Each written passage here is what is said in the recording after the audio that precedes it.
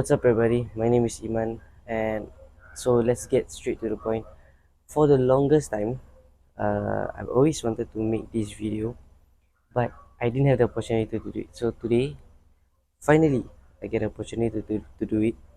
So let's start straight to the point, which is so there's kind of few things I want to talk about. I would like to share, and maybe other people have a different perspective, or maybe you all have any ideas or a better solution of what I can do in the future. In the future, uh, as part of my life and also as a career. So, of course, as you guys know, I'm currently in this year, 2026. I'm currently 21 years old. I am married to an Indonesian, and maybe people been asking, bro, why you marry Indonesia? Like, it's so far, like it's not your country, it's tiring back and forth. I mean, yeah, because currently I'm serving national service, but the only concern was, okay, let's go back to background. I'm not really a smart person, so especially looking at my educational level, I'm only a PSLE. That's like a primary school, but what I know about myself that maybe I find out along the way of living is that I can be I learn to be an independent person, as well as I learn things the hard way, not from school, and I have experience in doing this, doing that, and I roughly knows this how it goes, this how it works. But sometimes I still feel like I'm just a stupid kid. But I think that's just part of me, that I'm doubting myself, that I'll never be as smart as other people. But the truth is, there's always a smart in everybody. So I guess that's about me, is that I never think I'm smart. Like, oh, maybe I could figure this out and so on. So the reason I want to marry Indonesian is because that due to my educational level, I look in the future that I will not have a good career, and if let's say that's from what I think earlier, like I wouldn't have a good job in Singapore if I stay in Singapore, and I will not survive. Like, I'm not gonna lie. Honestly speaking, I will not survive. And even if I think far ahead, like what am I gonna do in Singapore? Like, be this, be that. I've done job in the past, working as a warehouse, sorts like as a sorting warehouse, and I earned $70 per day, and there is crazy work from 8 to 5 to just earn $670, and have not, and after you minus off your food, after you minus off your transportation, and if I don't even have money to have my own place. So that's also why that y'all see that I created Iman Badminton Clubs. um, I created Iman Badminton Clubs. I created a printing service company. I also made like a marketing, whatever skills that I have that I can use to help myself, to make money, to have my own cash flow. I'm trying to do it. So the best thing of me right now is that I might be I think that I'm a creative person, that I could try to actually build a business that is going to last for a long run. But at the same time, it's kind of I have a okay, let's not go there first. We will stop a while. I have so much things to talk about that I am mixing everything up, so I apologize about that. But the main point is, I want to have a good place. So the reason I before I even married with my wife, that I actually already thought of buying a house in Batam, specifically in Batam. Why? Because it's near Singapore, first of all. Second of all is that Indonesia is cheaper, and I can tell you all that my last month spending, I found this app that you can track how much you spend, or whatever receipt you have, you just take a picture and it will collect for you, whether it's in rupiah, in whatever currency it is. And my last month my last month May total spending was about 1.2k.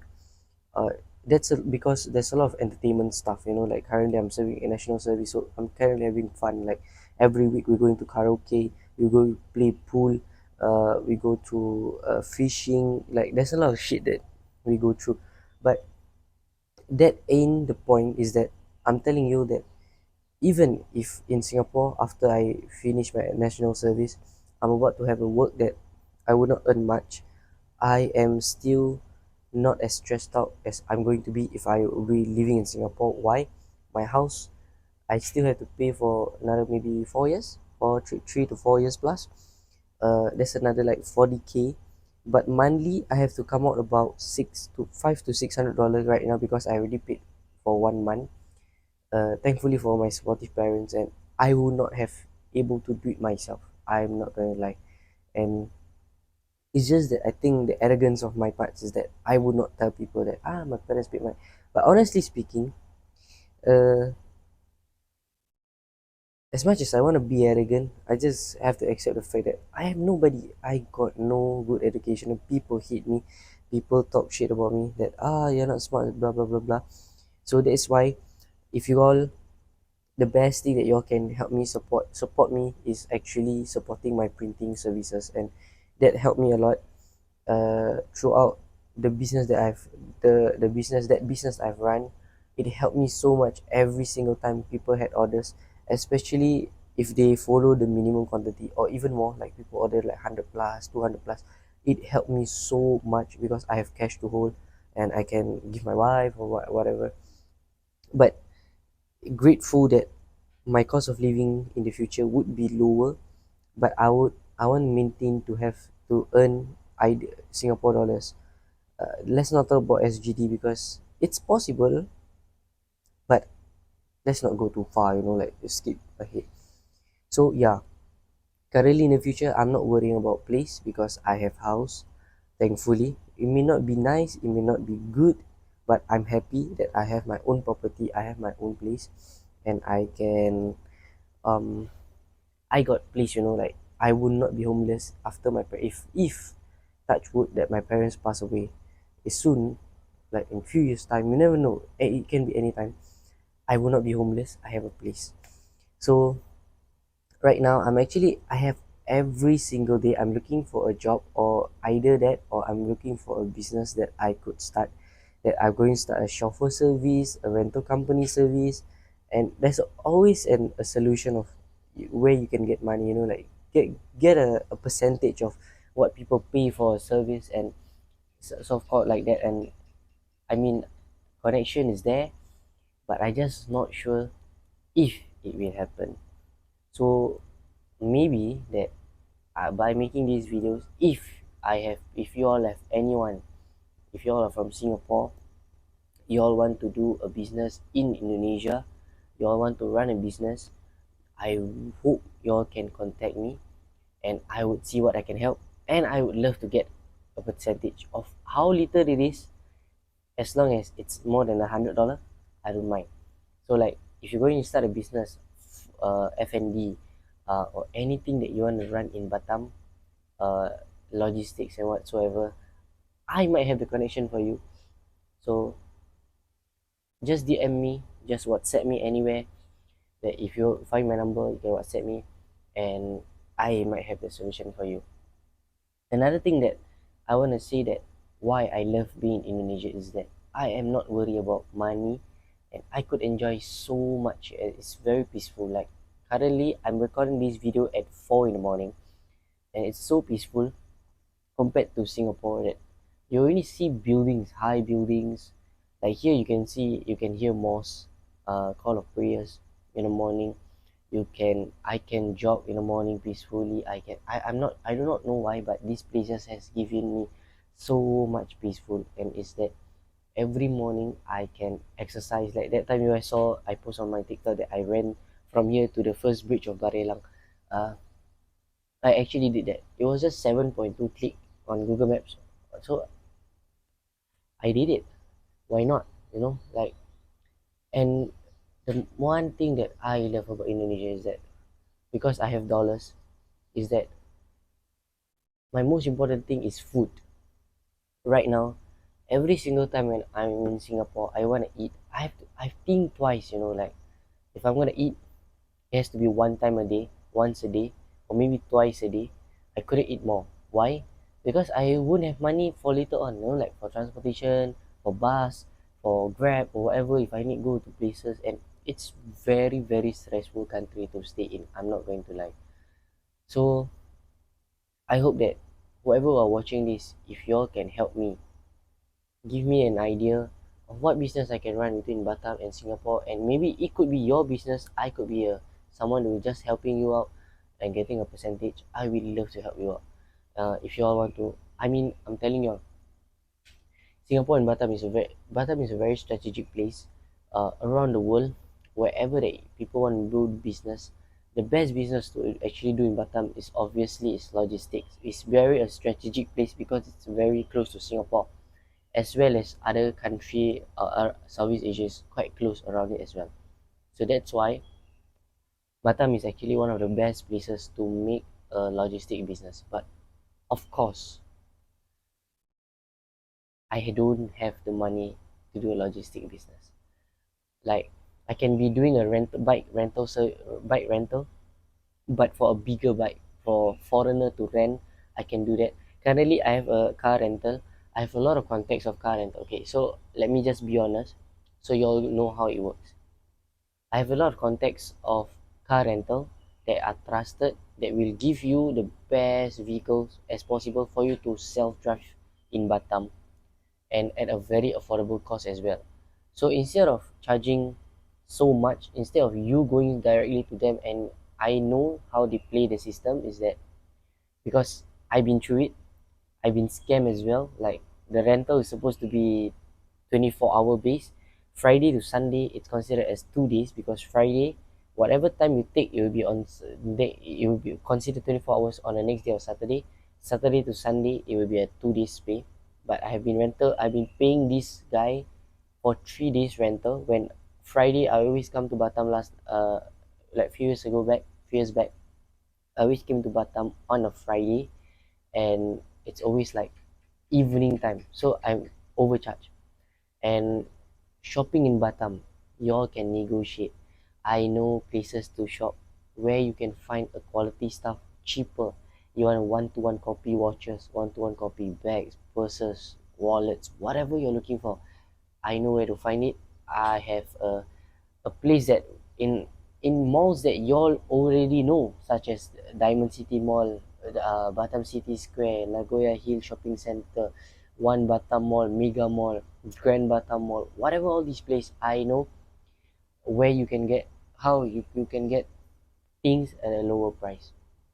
So the reason for me to make this video is that I want to let out to people out there that could have been maybe have the same have the same what do you call that, have the same passion to create a business overseas, because you all know that you all have dollars, you all bring to Indonesia, it's big. $100 is a million here.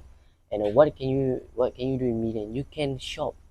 If you know how to spend that money, that 1 million, as I learn now, that 1 million could get you quite a long time. Like it could get you the whole month of your own groceries. It could get through. That's why it's not very stressful to live in Batam. And why another thing that I am so grateful that God gave me an opportunity to marry an Indonesian, because the only most expensive things about my house bill is electricity, and that costs $50 per month. My water bill, it goes as low as $8 per month.